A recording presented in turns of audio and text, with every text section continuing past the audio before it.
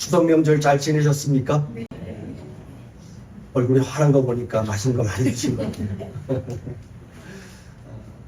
하나님의 은혜가 오늘 또 추석 명절 끝에 때로는 많이 힘들고 또 지친 모습으로 또 있겠지만 또 기쁨과 감사함으로 주의 전에 나와 함께 예배하는 모든 사랑하는 믿음의 동역자들께 풍성하게 나타나시기를 주님의 이름으로 축복합니다. 오늘 말씀은 계속해서 우리가 출애굽기 말씀을 이어오면서 6월절에 관한 내용의 말씀들과 연결되어지는 것입니다. 6월절에 관한 말씀이 뭐였어요? 이스라엘 백성들의 정체성이 6월절에 있다고 했죠. 그 6월절이 무엇을 의미합니까? 어린 양이 희생되어져서 그 피가 뿌려짐으로 인하여서 살아난 자들, 그 자들이 바로 하나님의 백성이 되었다라고 하는 바로 그런 의미를 갖고 있는 것이 6월절의 의미입니다. 그래서 이 6월절에 이 의미를 끊임없이 이스라엘 백성들에게 기억하라고 이야기합니다. 그래서요, 민수기 9장 말씀에 보면 이스라엘 백성들이 시내 광야에서 하나님의 말씀을 이제 이 6월절을 지켜갑니다. 6월절을 지켜가는데 하나님께서 이스라엘 백성들에게 뭐라고 하냐면 너희들이 약속의 땅에 가서 6월절을 지키는데 만약 시체로 인하여서 부정해지거나 혹은 멀리 여행을 떠나서 혹 그 날에, 그러니까 첫 달 14일에 6월절을 지켜야 되는데 그걸 지키지 않는다면 그 다음 달, 두 번째 달, 즉 2월 14일 날 이 6월절을 지키라고 말합니다. 그 의미는요, 6월절을 지키는 것 자체가 중요한 것이 아니라 6월절의 그 의미를 잊지 말라는 겁니다. 그 6월절의 의미가 뭐예요? 이스라엘 백성들이 애굽에서 나온 것은 내 힘으로, 내 능력으로 나온 것이 아니었다는 것을 잊지 말라는 겁니다. 애굽에서 종되었던 자가 자유롭게 된 것은 내 힘으로, 내 능력으로 된 것이 아니라 오직 어린 양의 그 피 흘림으로 인하여서 내가 자유자가 되었다는 것을 잊지 말라는 겁니다. 이 말씀은요, 이스라엘 백성들에게 늘 끊임없이 자기의 정체성이 무엇인가를 잊지 말라는 의미로 연결되어집니다. 항상 내가 누구인가 라고 이야기했을 때 나는 어린 양의 피로 인하여서 죽음에서 생명으로 옮겨진 자다라고 하는 것을 잊지 말라는 겁니다. 6월절이 뭐예요? 애굽에 있는 모든 자들이 다 죽어 마땅한 하나님의 심판 아래에서 다 죽어야 할 자들인데 어린 양의 피가 뿌려진 그 집에 들어가 있는 자들만은 죽음이 넘어갔다는 겁니다. 그래서 6월 넘어갔다는 거예요. 그래서 이스라엘 정체성에 대해서 늘 기억할 때 뭐예요? 나는 원래 죽어야 할 자였는데 어린 양의 피가 뿌려짐으로 인하여서 내가 죽음의 위기에서 벗어나 산자가 되었다라고 하는 것을 잊지 말라는 겁니다. 그것을 오늘 여기에서 이제 처음 난 것에 대하여서 말씀하시면서 정체성에 대해서 다시 한번 말씀을 하고 있는 겁니다. 오늘 말씀 보니까 여호와께서 모세에게 일러 이르시되 이스라엘 자손 중에서 사람이나 짐승을 막론하고 태에서 처음 난 모든 것을 다 거룩히 구별하여 내게 돌리라. 이는 내 것임이라 라고 말씀하고 있어요. 처음 난 것. 처음 난 것이라고 하는 것은 그러면 처음 난 것은 다 하나님 것이고 두 번째, 세 번째 거는 다 내 건가요? 이런 순서의 의미가 담겨져 있는 것이 아니에요. 오늘 이 말씀도 동일하게 6월절과 연결된 겁니다. 6월절에 하나님께서 이스라엘 백성들과 애굽의 모든 자들을 심판하실 때 뭐라고 이야기합니까? 이 피가 뿌려지지 아니한 집은 모든 첫 것은 다 죽을 것이다 라고 말하고 있어요. 이 첫 번째 것은 다 죽을 것이다 라고 합니다. 애굽에는요, 첫 것이 다 없어요. 왜? 어린 양의 피가 뿌려지지 않기 때문에 하나님의 심판 안에서 다 죽음을 당하게 되어집니다. 이 처음 것이라고 하는 것은 뭐예요? 이 첫 번째 것은 그 생명의 근원, 힘이 되어지는 겁니다. 근데 그 힘이 끊어졌다라고 하는 것은 죽음을 의미하고 있죠. 그래서 이 첫 번째 것에 대한 것은요, 생명의 첫 시작, 곧 그의 생명의 근원에 대한 것도 함께 이야기를 하는 것입니다. 그런데 그 첫 것을 하나님께서 뭐라고 하시냐면 다 내 것이다 라고 말씀하고 있어요. 왜냐하면 애굽의 모든 것은 첫 것은 다 죽었는데 이스라엘 안에 속해 있는 이스라엘 백성들은 하나님의 그 어린 양의 피로 인하여서 다 생명을 얻은 자들은 다 뭐예요? 첫 것이 다 살아났어요. 즉 모든 자들이 살아났다는 겁니다. 그 의미로서 하나님께서 처음 것은 다 내 것이다 라고 말씀하고 있어요. 왜요?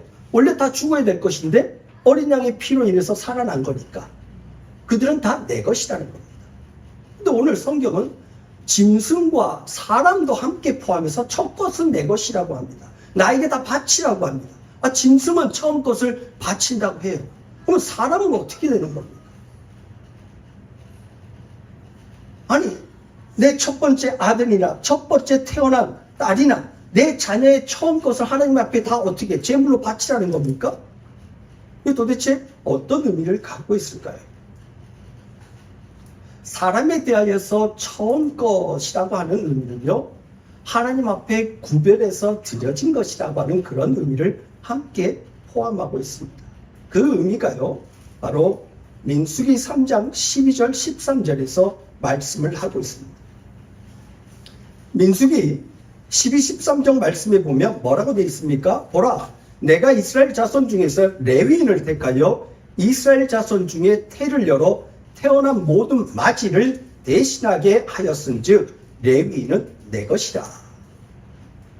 처음 난 자는 다 내 것임은 내가 애굽 땅에서 그 처음 태어난 자를 다 죽이던 날에 이스라엘의 처음 태어난 자는 사람이나 짐승을 다 거룩하게 구별하였으니 그들은 내 것임이 될 것임이니라. 나는 여호와니라 말씀하고 있어요.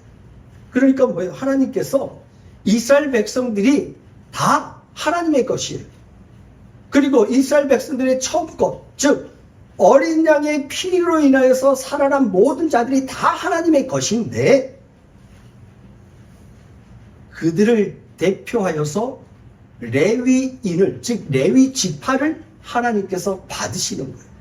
원래는 다 레위인이고 12지파, 이스라엘 12지파 모두가 다 하나님의 것인데 구별해서 레위인을 하나님께 드림으로 인해서 이스라엘 백성들이 다 하나님께 드려졌다라고 하나님이 인정하시겠다는 거예요. 그러니까 이스라엘 12지파를 대표해서 레위인들만을 콕 집어서 이들이 첫 것이다 라고 하나님께서 이미 지명하신 겁니다. 그래서요, 이 레위인은요, 이스라엘 백성들을 대표하여서 하나님께 뭘 하느냐? 하나님께 희생하는 겁니다. 하나님께 제사하는 겁니다. 하나님 앞에서 어떻게 삶을 살아야 할지를 보여주는 대표자로서의 삶을 살아가는 것이 바로 이 레위인의 삶이었어요. 그래서요, 레위인의 삶을 보면요, 이스라엘 백성들 12지파는 다 뭐예요?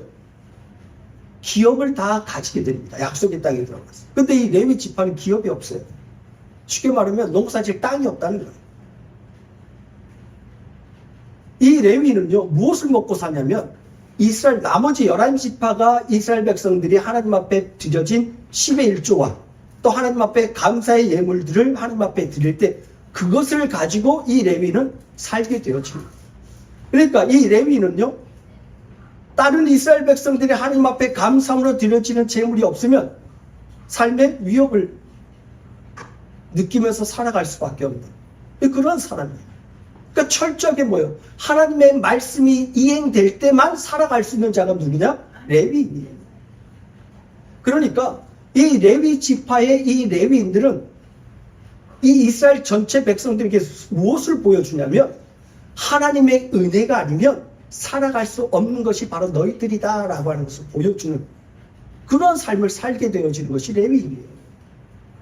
레위인은 이스라엘 백성들을 대표해서 하나님의 바쳐진 자들이 어떠한 삶을 살아가야 할지를 대표적으로 보여주는 삶을 살아가는 자들이에요. 그러니까 철저히 이 레위인은 무엇만 바라봐야 돼요? 하나님의 은혜, 하나님의 긍휼이 아니면 자기는 살 수 없어요. 하나님께서 긍휼과 은혜를 베풀어서 나머지 11지파에다가 하나님의 은혜와 긍휼이 주어져서 그들이 하나님 앞에 감사함으로 하나님 앞에 예물을 드려야지만이 이 레위인들은 뭐예요? 살아날 수 있는 거예요. 살아갈 수 있는 거예요. 그러지 않으면 살 수 없어요. 내 힘으로 내 능력으로 살아갈 수 없는 자들이 레위인이에요. 오늘 성경에서의 이 첫 것이라고 하는 것. 첫 것이라고 하는 것은 순서가 아니라 철저하게 뭐예요? 유월절과 연결되어지는 거예요. 하나님의 은혜로 살아난 자. 그래서 하나님의 은혜가 아니면 살 수 없는 자. 이것이 바로 처음 난 것에 대한 하나님의 말씀이에요. 이 땅에 와서 바로 예수 그리스도께서 레위인의 모습으로 살아가셨던 거예요. 하나님의 은혜가 아니면 살아갈 수 없는 분으로 이 땅에 오셔서 하나님의 백성이 어린 양의 피로 말미암아 구원받은 생명을 얻은 자가 어떠한 삶을 살아가야 할지를 누구를 통해서? 예수 그리스도를 통해서 보여주신 겁니다. 철저하게 뭐예요? 자신은 이 땅에서 뭐라 그래요? 예수님이 자기 제자들이 막 자기를 쫓아오자고 뭐라 그래요? 나는 머리 둘 곳도 없어. 여우도 굴이 있고 새도 둥지를 틀고 들어갈 곳이 있는데 인자는 머리 둘 곳도 없다고 했어요. 그래도 나 쫓아오겠니? 라고 묻는 것이 예수님이었어요. 세상에서요 아무것도 없이 살아가시고 세상의 것들을 위해서 달려가는 삶을 살아가는 것이 아니라 오직 하나님의 말씀을 이 땅에서 드러내기 위해서 오직 하나님의 뜻을 이 땅에서 나타나기 위해서 자신의 삶을 온전히 내어놓는 모습으로 살아가신 분이 누구예요? 그리스도예요. 그분이 바로 처음 난 것. 즉, 이 땅에 참 레위인으로서의 모습을 보여주시기 위해서 오신 분이에요. 결국은 뭐예요? 자기를 희생하는 거예요. 그래서 누구를 살리는 거예요? 하나님의 백성들을 살려내는 거예요. 레위인이요, 하나님 앞에 제사를 드립니다. 그 제사를 드리면서 뭐 하는 거예요? 이스라엘 백성들의 모든 죄를 하나님 앞에서 아뢰고 죄 사함에 대한 하나님의 은혜를 구하게 되어지는 것이 레위인의 모습이에요. 이 땅에 참된 레위인으로 우리의 죄를 하나님 앞에 아뢰고 우리의 죄를 사하신 분이 누구예요? 그리스도예요. 자신의 희생을 통해서 다른 이들을 살려내는 겁니다. 이것이 레위인의 모습입니다. 오늘 하나님께서 우리에게 너희가 바로 하나님의 백성이다. 어린 양 대신 예수 그리스도의 보혈로 말미암아 새로운 생명을 얻은 자이다 라고 우리에게 말씀하십니다. 그럼 우리는 그 의미를 뭐라고 생각하냐면 하나님 감사해요. 나 구원해 주셔서 감사해요. 나 이제 하나님 나라 가는 거죠. 나 이제 하나님 나라 이미 보장받은 삶이죠. 그럼 이제 알았어요. 이제 내 마음대로 살아갈게요. 하나님 고마워요.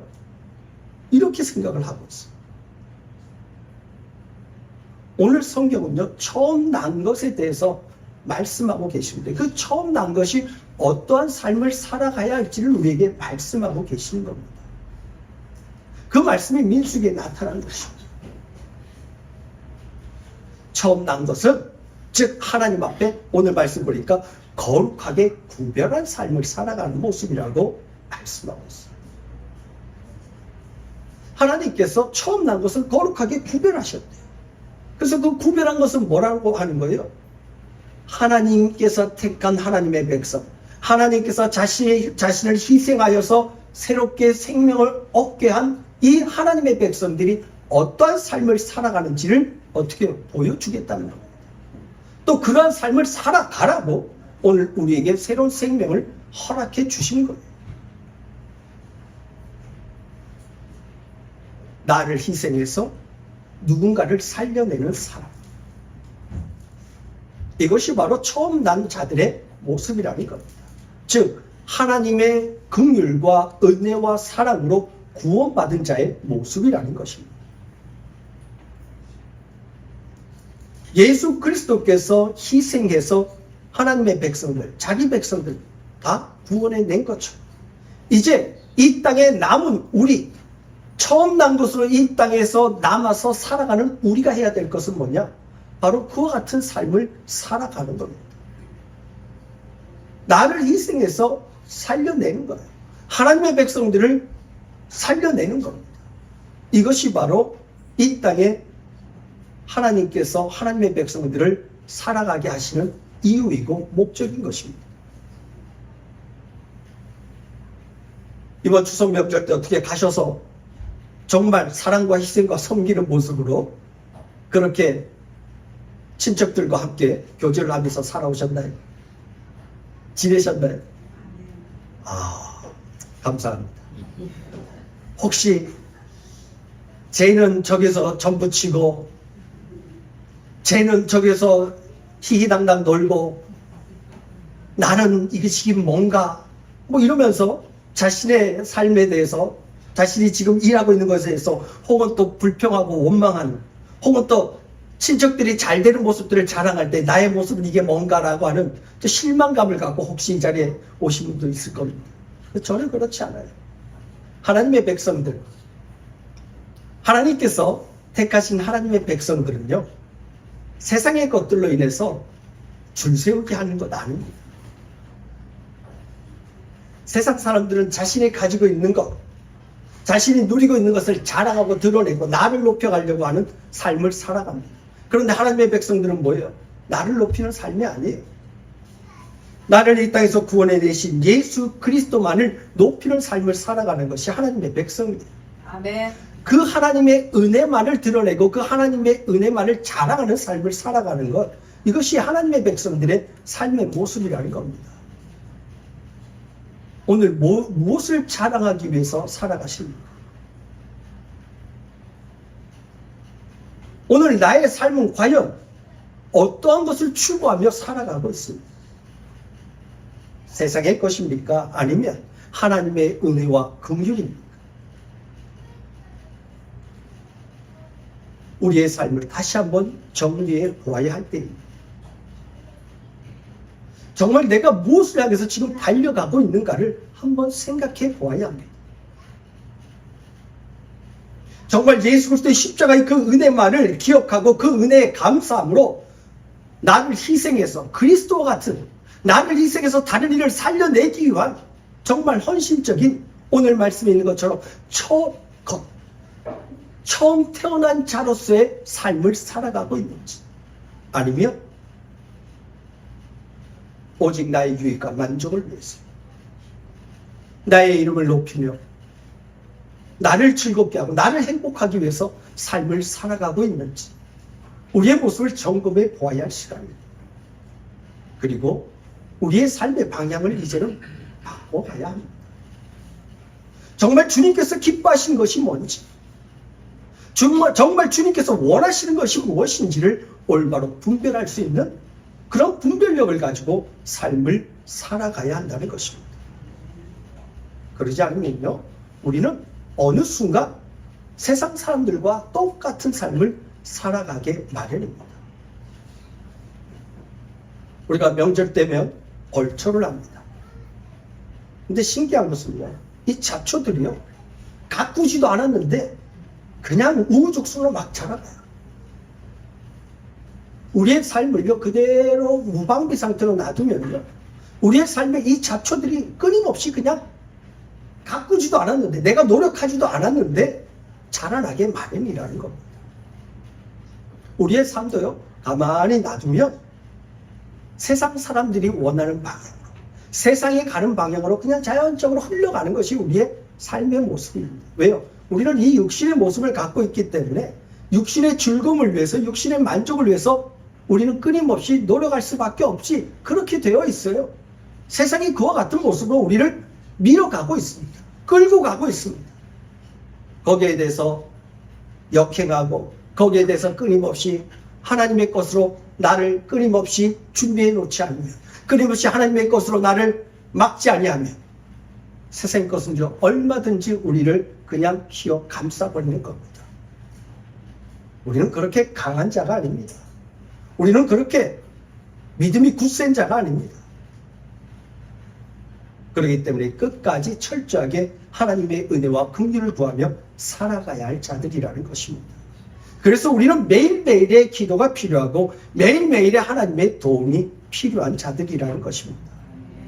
한번 구원받았기 때문에 끝난 것이 아니라 이 땅에서 정말 하늘의 것들을 사모하며 이 땅에서 정말 하나님의 그 풍성한 은혜를 누리고자 한다면 우리는 끊임없이 하늘의 것들로 우리의 삶에 채워가야 한다는 것입니다. 그러지 않으면요, 우리는 어느 순간 한순간 쉽게 세상 것과 타협하고 세상 것으로 그냥 흘러가게 마련이라는 것입니다. 사랑하는 성도 여러분, 오늘 하나님 앞에서 나는 무엇을 향해서 지금 가고 있습니까? 정말 하나님 앞에 구별된 모습으로 삶을 살아가고 있습니까? 하나님 앞에 구별된 삶을 살아가고자 정말 몸부림치며 하나님의 은혜와 또 하나님의 도움을 구하며 살아가고 있습니까? 아니면 그냥 적당하게 타협하면서 그래, 좋은 게 좋은 거지. 그래, 하나님도 이 정도는 용서해 주겠지. 그러한 모습으로 세상과 적당히 타협하면서 나도 만족하고 나도 즐겁고 또 때로 내가 잘 되면 하나님께 영광 돌립니다 하면 하나님도 기뻐하시겠지라고 하는 막연한 생각으로 살아가고 있지는 않습니다.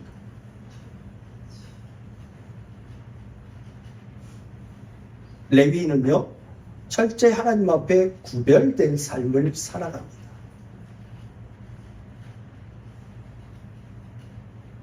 이스라엘 백성들은요, 레위인들의 그러한 모습을 바라보면서 자신들의 죄를 생각합니다. 어떻게요? 믿음의 삶이라는 것이 저런 것이었지. 그런데 내가 저런 삶을 못 살아가는 거예요.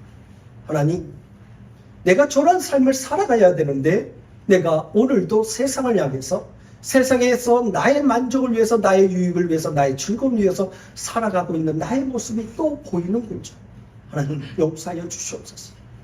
하나님의 은혜와 긍휼로 나를 새롭게 하시고 주의 볼로 나를 정결케 하여 주셔서 다시 한번 그 믿음의 길로 흔들림 없이 걸어가는 자 되게 하여 주시옵소서. 이 기도가 하나님 앞에 드려져야 하는 겁니다.